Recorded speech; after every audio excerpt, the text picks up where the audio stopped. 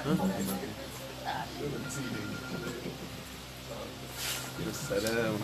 I got no dates.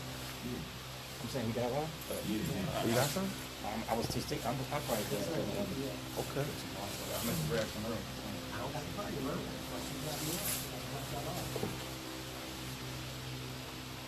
بسم الله الرحمن الرحيم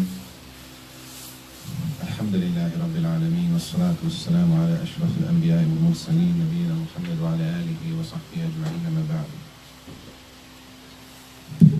So we're going to start inshallah to the adhan مختصر أحاديث الصيام, which is a summarized hadith rulings on hadith on fasting, summarized. And the point of the book is not detailed. And then Shaykh Abdullah Fawzan, the author of the book, Hafidullah, he said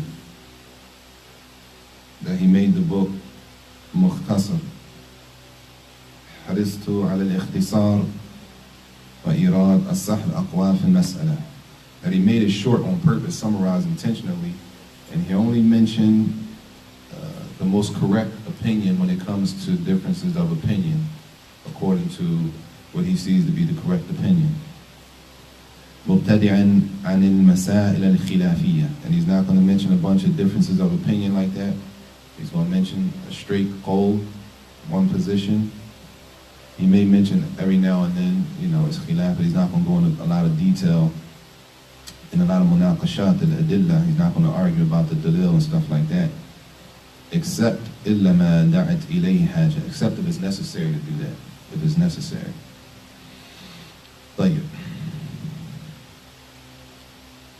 And he said he made this book, he wrote this book to be read briefly after the salat, after the different salawat, something short, brief, to the point, as they do in Mecca. They would read after Salat al-Asr from Riyadh al-Salihin, something brief, to the point, not over the head of the people. طيب. So he says, الحديث الأول في وجوب الصيام وشيء من حكمه. The first hadith is dealing with the obligation of fasting, and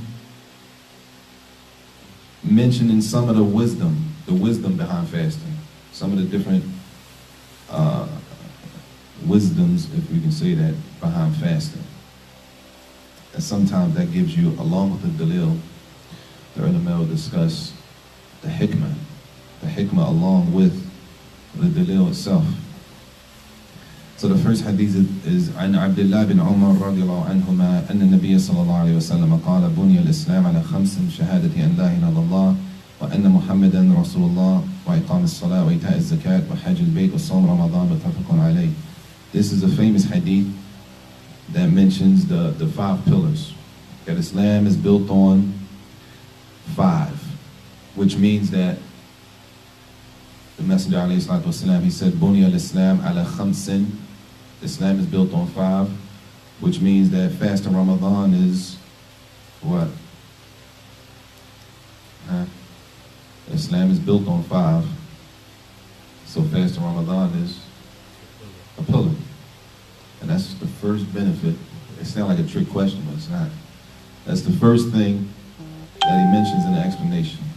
هذا الحديث في الحديث دليل على وجوب الصوم وأنه من أركان الإسلام. This hadith by itself is a proof. This hadith is a proof for the obligation of fasting. And that fasting, Ramadan, is a pillar from the pillars of Islam. That's the first benefit he brings from this hadith. Even though that benefit might sound small, or it might sound like, the way that the ulama extract benefit from hadith is like that. What does the hadith point to? What does hadith point to? Sometimes it's clear, and sometimes it's not so clear. This one is clear, inshallah ta'ala. He says, فَرَضَ اللَّهُ تَعَالَى عَلَى عِبَادِهِ لِحِكْمٍ عَظِيمَةٍ وَأَسْرَارٍ بَاهِرَةٍ عَلِمَهَا مَنْ عَلِمَهَا وَجَهِلَهَا مَنْ جَهِلَهَا. That the wisdom behind fasting, and it's a lot of wisdom behind fasting. There's a lot of wisdom behind Allah Jalla wa Ala making fasting Ramadan obligatory on the slaves. And he says that wisdom, whoever knows it, they know it. And whoever doesn't know the wisdom behind it, they don't know it. Meaning, if a person doesn't know the hikmah behind fasting, the wisdom behind fasting, it doesn't mean that there is no wisdom behind fasting. You with me?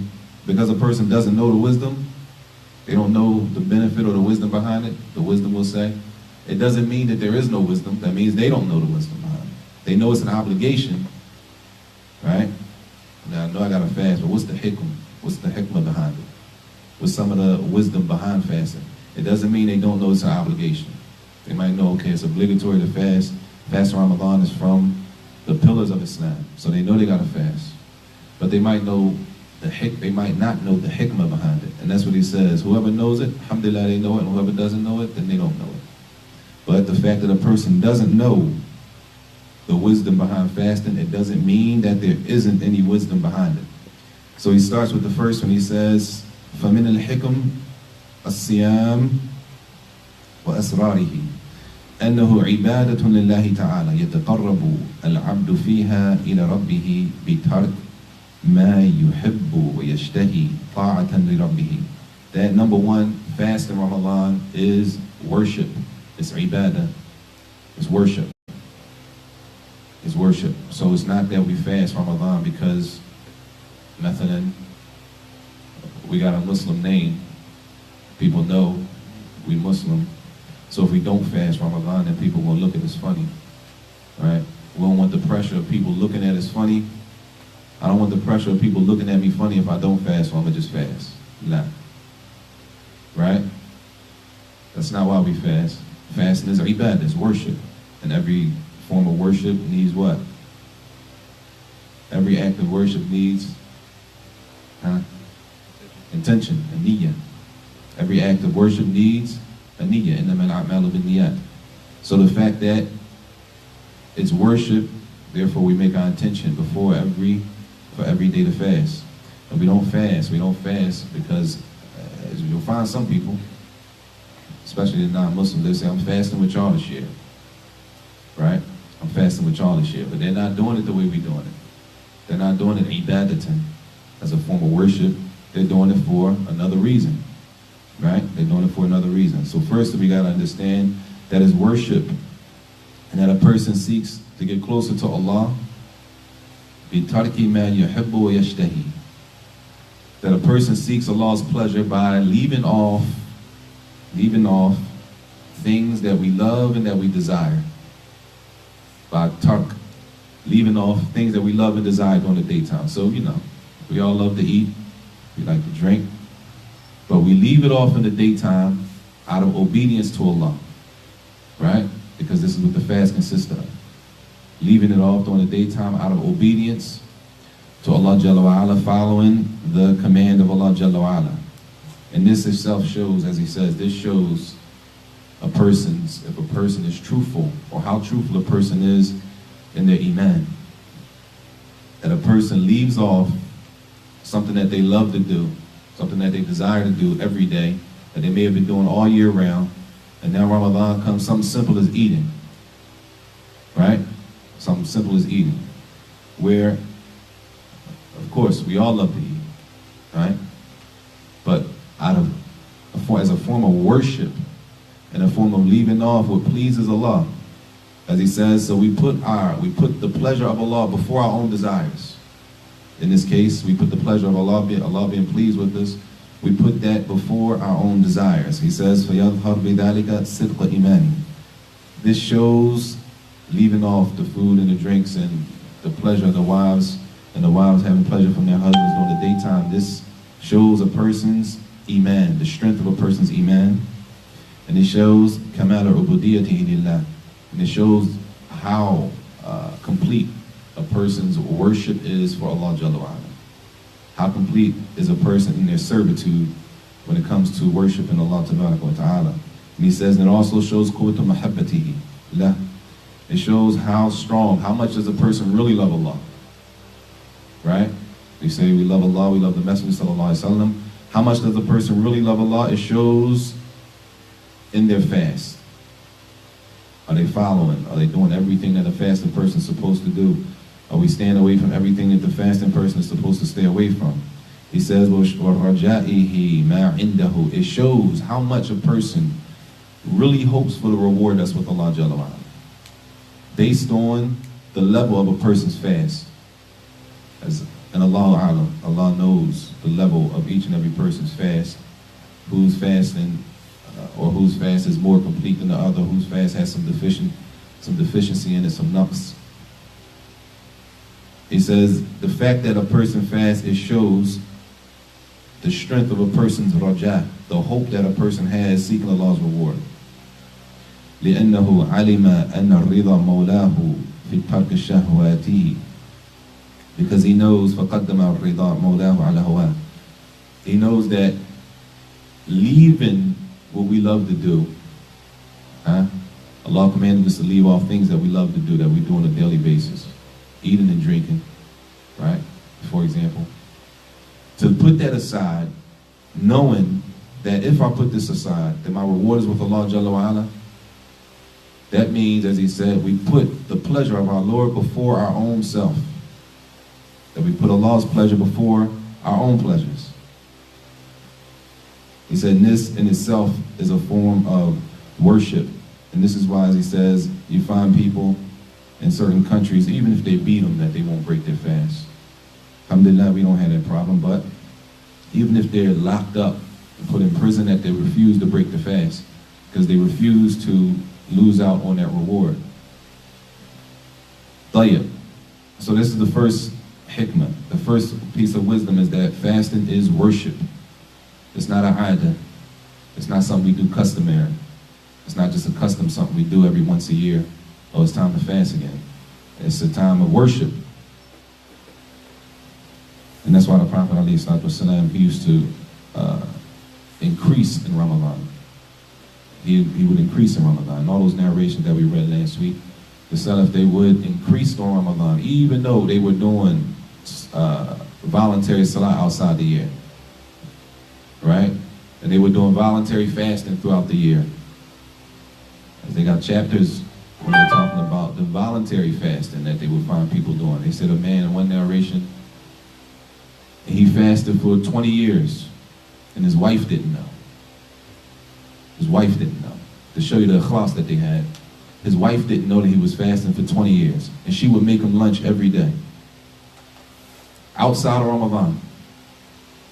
He was fasting for 20 years, and she didn't know she would make him lunch every day.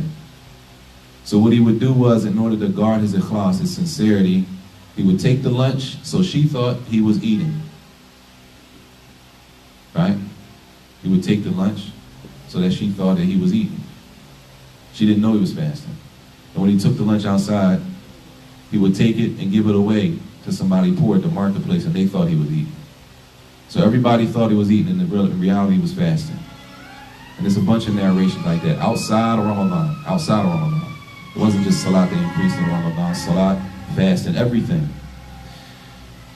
So that's the first hikmah, that it is worship. The second thing, he says, وَمِنْ حِكْمَ الصِّيَامِ أَنَّهُ سَبَبُ التَّقْوَى.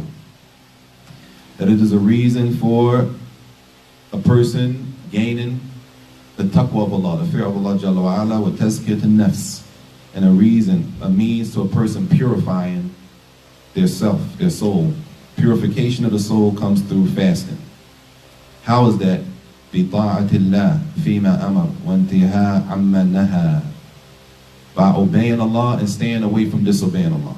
This is a purification for the soul. And this is the way of gaining taqwa of Allah Jalla wa'ala. As a taqwa is fi'l ta'at.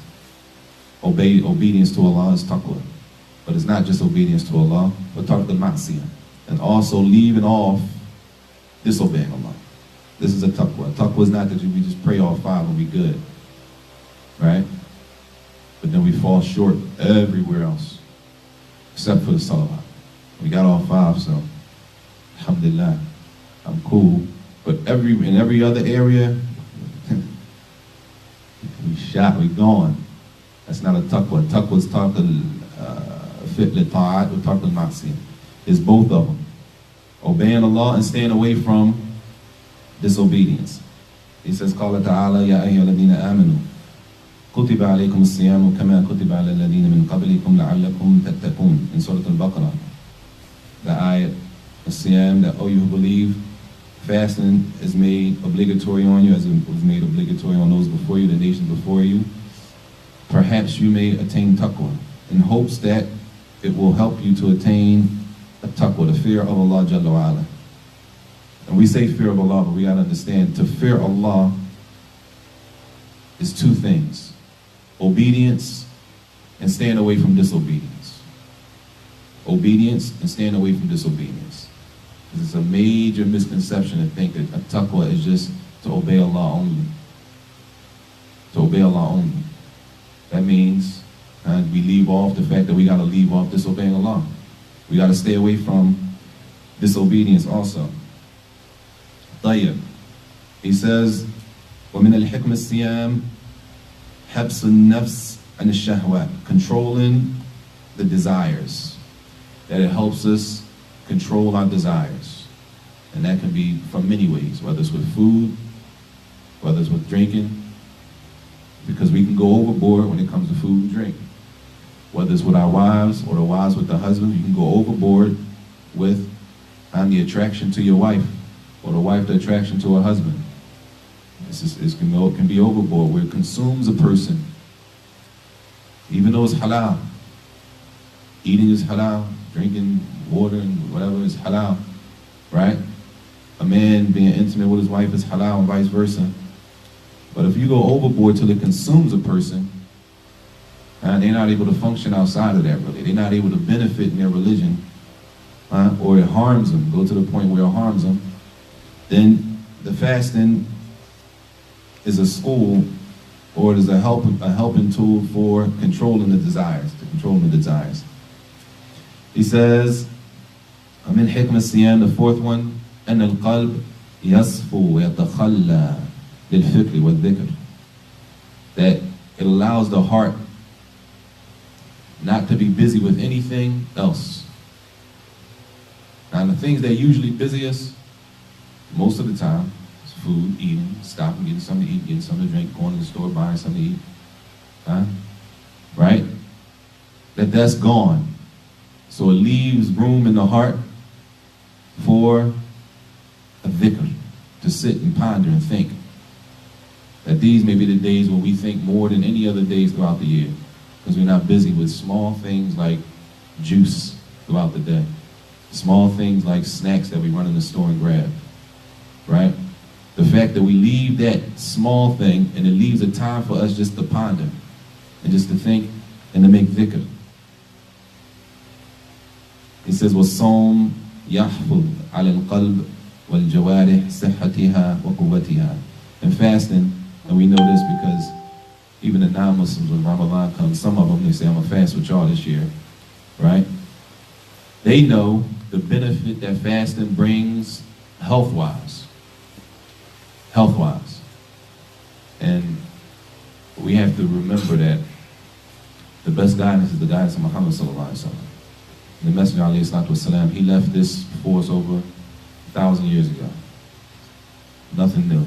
The fact that new studies come up now, over 1,400 years now, new studies come up showing the benefit of fasting.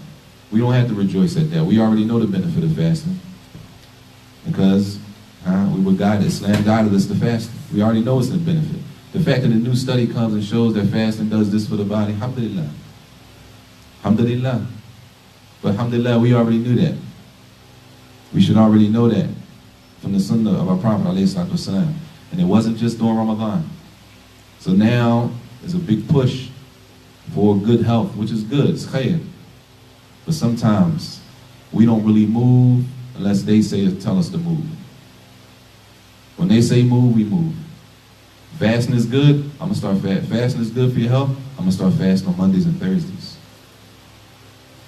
Mondays and Thursdays been the sunnah to fast. The white days was already the sunnah before that study came.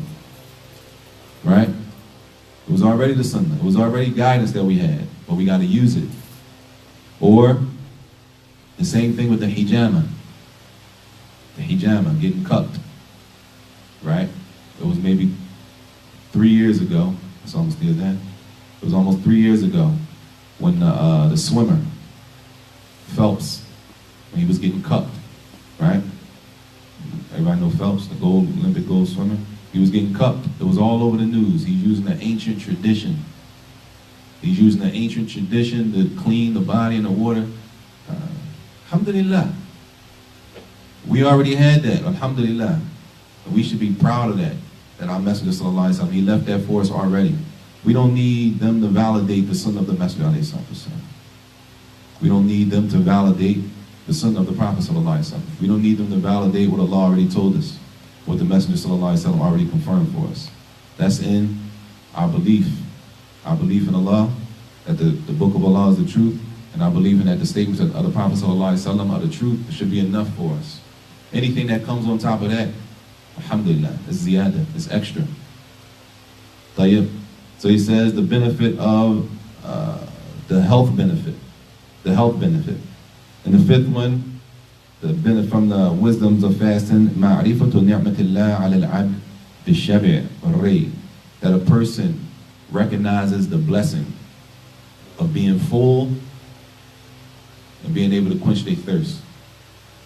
To recognize that it's a ni'mah to be able to do that, because we eat throughout the day, throughout the year, we eat, it's not even conscious. But it's people that don't eat every day like we eat. In Mecca, they used to hang a plastic bag on a garbage can, on a garbage dump truck, not the dump truck, the joint that's out, what's the joint out back? You know, the garbage dumpster, the dumpster. So I used to wonder, why do they hang a plastic bag with bread in it on the end of the dumpster? Bread that we might have sat here and ate together, right? It's bread left over. They put it in a bag and leave it hanging on the dumpster, on a trash can, on a trash dumpster. For who? The cats? Huh? People. People come by and they're looking for that bag. And it's known. It's known. Poor people, they come by and they're looking for these bags hanging on dumpsters. Because everybody knows that these bags have bread in them and they're for the people who can't afford to go buy what we just ate. And it's known. It's something that's known. It's not like a secret. If you live there, you know, okay, that's what that's for. Once you find that out, that's what it's for. The dumpster. He says, knowing the ni'mah, the blessing that Allah blesses us with, to be able to fill our bellies and quench our thirst. He said, this should remind a person of the fuqara and the masakeen. We should think about the poor, the brothers and sisters who don't have what we have, and it should make us fayashkur rabbahu, and make us thank Allah Jalla wa Ala for the position that we're in. Because it could be a whole lot worse. It could be a whole lot worse. It could be a whole lot worse. And he says, and we'll start with this last one from the wisdoms of fasting.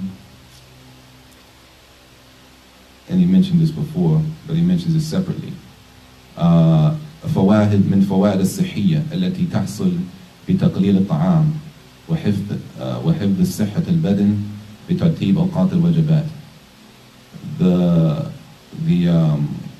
health benefits that come from fasting, as far as having an organized time frame for eating, that it's not sporadic, but the body gets used to eating at a certain time, and this is a benefit to the body.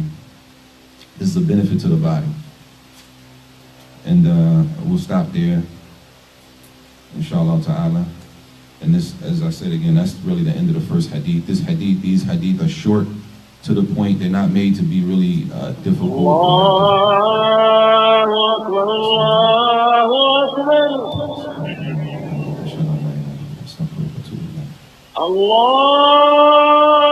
Akbar, Allahu Akbar. أشهد أن لا إله إلا الله